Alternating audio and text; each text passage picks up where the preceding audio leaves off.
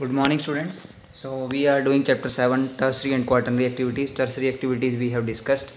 So now we will discuss about the quaternary activities. What are these activities that we will discuss? This is new thing for you. So first, what is given? It is knowledge oriented sector. It means it is based on the knowledge. Knowledge means it is totally based on the high qualification education. जो high quality education होती है उस पर depend करता है. Involves collection, production and dissemination of information. What is doing by the people in this quaternary services? They are getting the information, collection of information, then production of the information, and then give the information to other people. Center around research and development. The main center or main focus in this activity is on research and development. यानी इस service के अंदर quarterly service में जो main centre होता है या main focus होता है वो किस पे होता है? रिसर्च एंड डेवलपमेंट में. Specialised knowledge and technical skill, यानी इसमें जो काम करने वाले लोग होते हैं उनका स्पेशलाइज्ड नॉलेज होता है, टेक्निकल स्किल होती है उनके पास उस काम करने की. Half of worker in developed economies work under this sector, यानी जो डेवलप्ड कंट्रीज है, countries which are developed in those countries, half of workers are in this quaternary activities. That's why they are developed countries.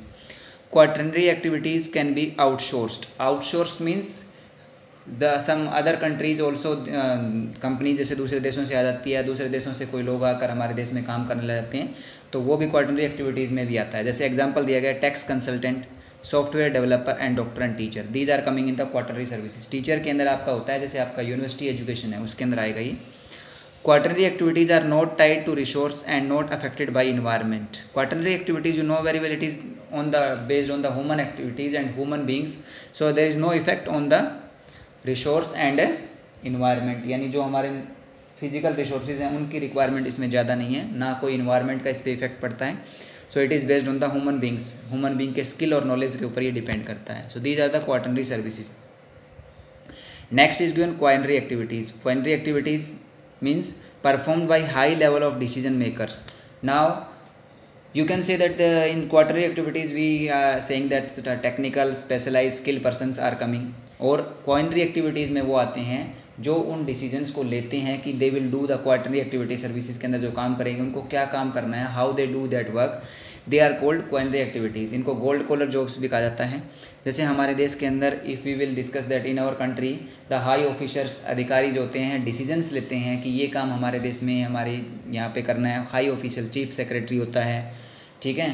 Defence army के जैसे अभी बनाया है chief of defence army. तो these persons are coming in the quinary activities, क्योंकि decision लेने का अधिकार उनको होता है. जो क्वाइनरी एक्टिविटीज़ हैं वो काम करते हैं, they have the technical skills and knowledge, but they are not taking the decision. Decision taken का काम किसका होता है? क्वाइनरी एक्टिविटीज़ में, यानी उससे ऊपर के अधिकारी होते हैं. Well experienced, focus on creations, rearrangement, interpretation of new and existing ideas and data interpretation. इनका काम क्या होता है कि न्यू थिंग्स क्रिएट करना, उनको जो थिंग्स हैं उनको अरेंजमेंट करना प्रॉपरली, इंटरप्रिटेशन ऑफ न्यू, कुछ नए आइडियाज़ को एग्जिस्ट करना, डाटा इंटरप्रिटेशन, उनको इधर उधर डाटा के अंदर ट्रांसफ़र करना, and evolution of new and existing technologies, और नई टेक्नोलॉजी को एग्जिस्ट करना या जो पुरानी टेक्नोलॉजी है उसको थोड़ा बदलाव करना उसके अंदर. Referred as gold collar profession. इसको हम क्या बोलते हैं? Gold collar profession. इसको गोल्ड कॉलर जॉब्स भी कहा जाता है. Represent special highly paid skills of senior business executives, government official, research scientist, legal and finance consultant. इसमें कौन कौन से लोग आते हैं? जो हाईली पेड, जिनको सैलरी बहुत ज़्यादा होती है, सीनियर बिजनेस एग्जीक्यूटिव, जो बड़े बड़े बिजनेस के सीनियर एग्जीक्यूटिव होते हैं, बिजनेसमैन होते हैं जो बड़ी बड़ी इंडस्ट्रीज़ में काम करते हैं. गवर्नमेंट ऑफिसर्स होते हैं, जैसे मैंने आपको बताया चीफ सेक्रेटरी हो गया, चीफ ऑफ डिफेंस आर्मी हो गया, इस तरीके से. रिसर्च साइंटिस्ट जो नासा के अंदर है या इसरो के अंदर काम करते हैं वो हो गई. लीगल एंड फाइनेंशियल कंसल्टेंट, जो लीगल आपके जैसे एडवोकेट हो गया, जो बड़े बड़े एडवोकेट हाई कोर्ट में, सुप्रीम कोर्ट में काम करते हैं. कंसल्टेंट जो सलाह देने वाले होते हैं वो आते हैं इसमें. Importance of the people in this sector outweighs their numbers, यानी इसके अंदर जो लोगों की जो आपका इंपॉर्टेंस है वो क्या है कि वो नंबर के अकॉर्डिंग होते हैं, इनकी संख्या ज़्यादा नहीं होती. They are less, they are not so much like other activities. Quinary activities में काम करने वाले लोग हैं वो कम होते हैं, ज़्यादा नहीं होते हैं, क्योंकि इतनी ज़्यादा हाई प्रोफेशनल सारे नहीं बन सकते. Next is outsourcing.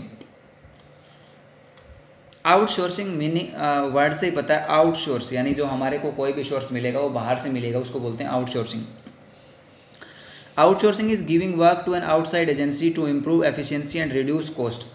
आउटसोर्सिंग क्या होता है? एक ऐसा काम होता है जो काम कौन करता है? आउटसाइड की एजेंसी काम करती है वो, to improve the efficiency and reduce cost. किस लिए काम करती है? कि जो हमारे काम करने की एफिशिएंसी है, क्षमता है, उसको इम्प्रूव कर सके और उसका कॉस्ट है वो कम कर सके, यानी जितना पैसा भी ना लगे और हमारे जो टेक्नोलॉजी है या जो हमारा प्रोडक्ट्स है वो अच्छा बन सके। Resulted in opening up of call centres in India, China, Israel and Europe. ये आपने देखा हो कॉल सेंटर्स जो अलग अलग फेमस इंडस्ट्रीज होती है, कंपनीज होती है, वो क्या कर देती है, अपने कॉल सेंटर खोल देती है दूसरे देशों के अंदर कि वहाँ पे उनकी चीज़ों का प्रोडक्ट का वो आगे एक्सपोर्ट कर सके। तो इसके लिए क्या करती है, वो कॉल सेंटर खोल देती है। कॉल सेंटर का मतलब होता है कि आगे लोगों को बताना उसके बारे में कि हमारे पास ये प्रोडक्ट है और इस तरीके से ये काम करते हैं। Outsourcing creates jobs. आउटसोर्सिंग जो होती है उसके कारण क्या होता है, जॉब्स क्रिएट होती है। जैसे आउटसोर्सिंग के कारण कॉल सेंटर अगर हमारे देश में खुलेंगे तो लोग जो हमारे देश में उनको क्या मिलेगा, काम मिलेगा। Outsourcing is coming in those countries where cheap and skilled workers are available.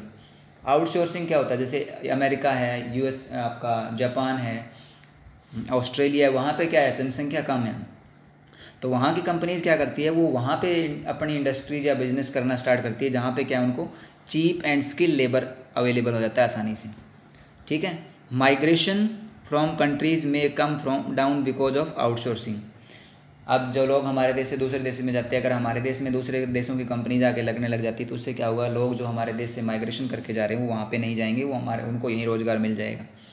Outsourcing countries are facing resistance from jobs seeking youths in their representative countries. अब इसमें क्या होता है, आउटसोर्सिंग कंट्रीज जो होते हैं वो क्या करते हैं, जॉब को रेजिस्टेंस करते हैं, यानी दिलाते हैं। जैसे हमारे देश के अंदर हम क्या करेंगे, FDI जो होते हैं, फॉरेन डायरेक्ट इन्वेस्टमेंट की, दूसरे देशों की इंडस्ट्रीज हमारे देश में आएगी तो उससे क्या होगा, लोगों को रोज़गार मिलेगा। जो हमारा यूथ है वो इस तरीके से इधर उधर अनएम्प्लॉयमेंट के लिए नहीं जाएगा, उसको रोज़गार मिल जाएगा। तो ये आउटसोर्सिंग का मेन मकसद होता है। Also known age home shoring. Home shoring का मतलब होता है कि आउटसोर्सिंग करने की बजाय उनको कहाँ रोज़गार मिल जाएगा, अपने देश में ही रोज़गार मिल जाएगा। तो ये आउटसोर्सिंग के बारे में था। तो this chapter we have covered now. We have discussed about the tertiary and quaternary activities, quinary activities and outsourcing. Though we have discussed this chapter complete now, you will find out the answer of text question and one day we will do the doubt session for this complete chapter. Thank you. Have a nice day.